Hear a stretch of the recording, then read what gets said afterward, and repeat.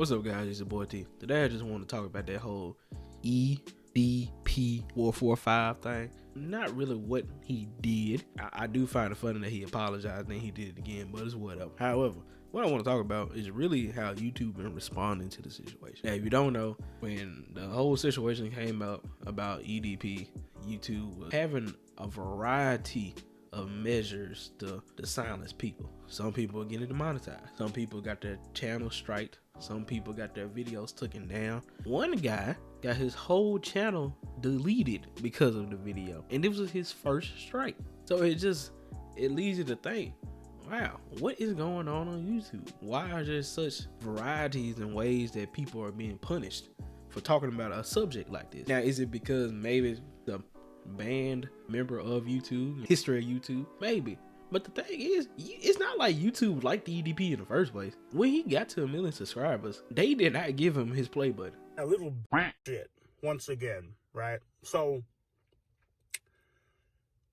these motherfuckers, right, they will not send me my gold play button, right, for reaching 1 million subscribers, because according to them, my channel doesn't match the criteria and all this bull.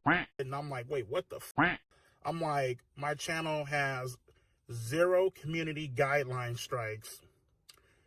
It has 0 copyright strikes. Even though he had 1 million, they still didn't give him his play button. Somebody had to make their own play button just to get it to him. Eventually, I believe he did get one, but they don't even like him in the first place.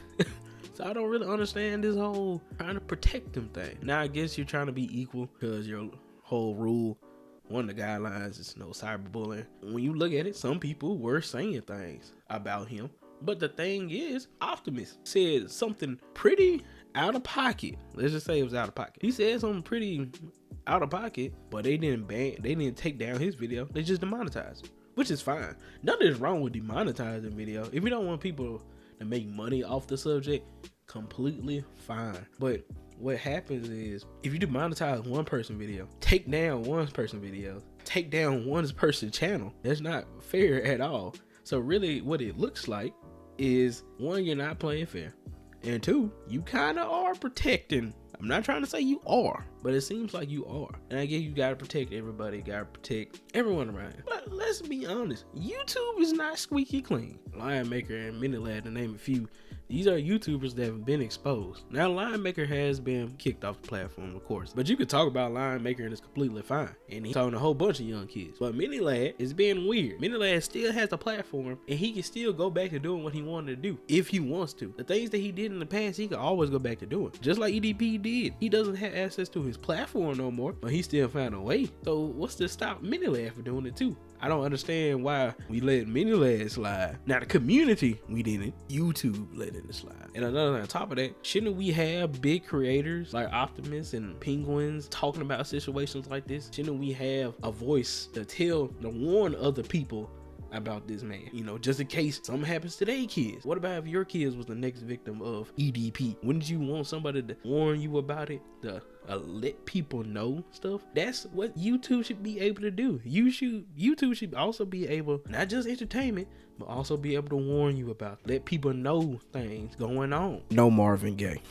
I had to. We have news on YouTube, and they get paid to talk about the news, and it be sad news sometimes, but they get demonetized off of that. But for some reason, when YouTubers want to talk about a serious situation, it's always weird. It's always a weird circumstances. But news channels, completely fine. It's just, we need to have equality with everybody. If you don't want us to monetize it, completely fine, but don't delete people's channels, strike people's channels. You have to have some type of equality. There have to be some type of equal. And also, stop being stubborn and let us know what people did. Let them know why their channel got striked, or let them know why it's getting demonetized. Let people know so there's no confusion. If you keep it 100 and keep it an open book, there would be no confusion, and YouTube would be a great company and people would love it.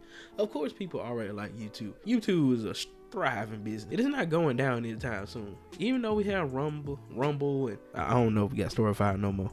Oh, it does exist, but let's be honest, Storify ain't gonna be able to compete with YouTube. Let's just keep it real. But even though we have all these other video sharing platforms, they're not gonna be able to touch YouTube if we keep it honest. YouTube just has resources that Rumble and other companies just don't have, and that is completely fine. But YouTube needs to be 100 with their followers, with their creators, with people who watch their stuff. And the reason is because they put money in your pocket. If YouTube shuts down, yes, Google will still be able to thrive. Let's keep it honest. The number one most popular search engine. But we need to be 100% with our people that use it, especially people that pay the premium price to get rid of ads. You need to be 100%. You need to be open and let people know and understand situation. EDP was wrong, and YouTube did do a good job when they shut down his channel. And other platforms who had to deal with EDP on their platform and shut him down quickly, they did a good job too. Now we do know that that whole situation is under investigation by the police, apparently. Hopefully. But another problem with it is I don't understand why people can talk about this situation, why people can't talk about the situation when the girl who made the original video is still up. Her video is still up. Her video. And you will be like, you might be wondering, but why would they take her video down? I mean, she's a victim. I get that.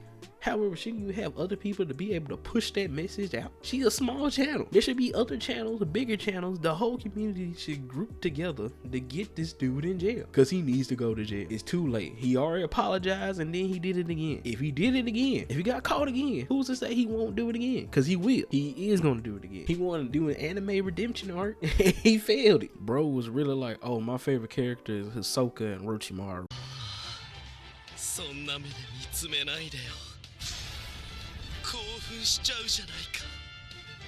It took him 2 years to apologize. And the apology wasn't even that good. You telling me, you can't tell me that, oh, maybe trying to touch kids is wrong. Maybe that is wrong. I apologize. It took me 2 years to figure out that touching kids is wrong. Man, I didn't know, bro. I didn't know touching kids was wrong. Like, it don't take that long to figure that out, man. But anyway, that's all I want to talk about with that situation. Hopefully YouTube will become more transparent with things, but let's be honest, things like this have happened in the past and they weren't. So I feel like YouTube is just gonna be the way they are. Hopefully YouTube can change, and hopefully there's a reason why YouTube is doing all this stuff, and hopefully that dude gets his channel back. But anyway, that's about it. Bye.